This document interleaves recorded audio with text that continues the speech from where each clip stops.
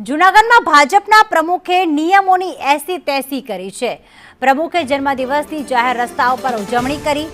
કેશોદના 4 ચોકમાં જાહેરમાં તેમણે કેક કટિંગ કર્યું હતું। પ્રમુખ ચંદુ મકવાણા સહિત ભાજપના કાર્યકરો બેફામ બન્યા છે।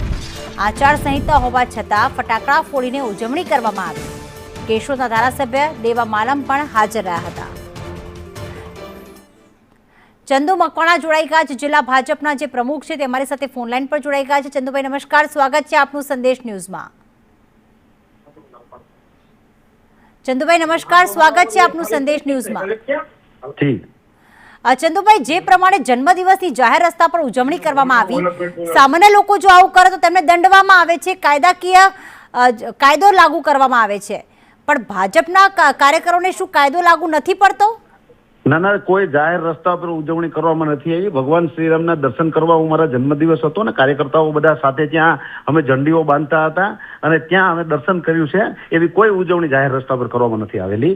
અને ભગવાન શ્રીરામની 21 ફૂટની મૂર્તિ છે ત્યાં અમે બધા દર્શન કરી અને ભગવાન શ્રીરામની અમારી પાસે વિડીયો છે ચંદુભાઈ, જાહેર રસ્તો છે, કાર ઉભીલી છે, આજુબાજુ વાહન પ્રસાર થઈ રહ્યા છે, રોડ ઉપર જ ભગવાન શ્રીરામની મૂર્તિ છે અને ભગવાન શ્રીરામની મૂર્તિ પણ તમને વિડીયોમાં દેખાય છે। પણ તમે દર્શન કરવા ગયા હતા, ત્યાં ઉજવણી કરવાની શું જરૂર હતી જાહેર રસ્તા પર? કાયદો આપને પણ લાગુ પડે છે। જી। જો કાર્યકર્તાઓ કદાચ ઉત્સાહમાં આવીને કેક લઈને આવ્યા હતા તો એક પ્રમુખની જવાબદારી બને છે કે સામાન્ય લોકોને જો દંડવામાં આવતા હોય, સામાન્ય લોકો માટે જો આવા કાયદા હોય તો એ કાયદો આપના પર બી લાગુ પડે છે। આતશબાજી પણ કરવામાં આવી છે। ભગવાન શ્રીરામની મૂર્તિની સામે આતશબાજી કરી છે। જાહેર રસ્તા પર વાહનો પસાર થાય છે, લોકો પસાર થાય છે ત્યાંથી। ચંદુભાઈ મકવાણા વારંવાર એક જ વાતનો ઉલ્લેખ કરી રહ્યા છે, ભગવાન શ્રીરામની મૂર્તિ હતી, ઠીક છે, જાહેર રસ્તા પર મૂર્તિ છે, તમે દર્શન કરવા જાઓ છો તો એનો મતલબ એ નથી કે તમે ત્યાં કેક કટિંગ કરો, આતશબાજી કરો, અન્ય લોકોના જીવ જોખમમાં મૂકો।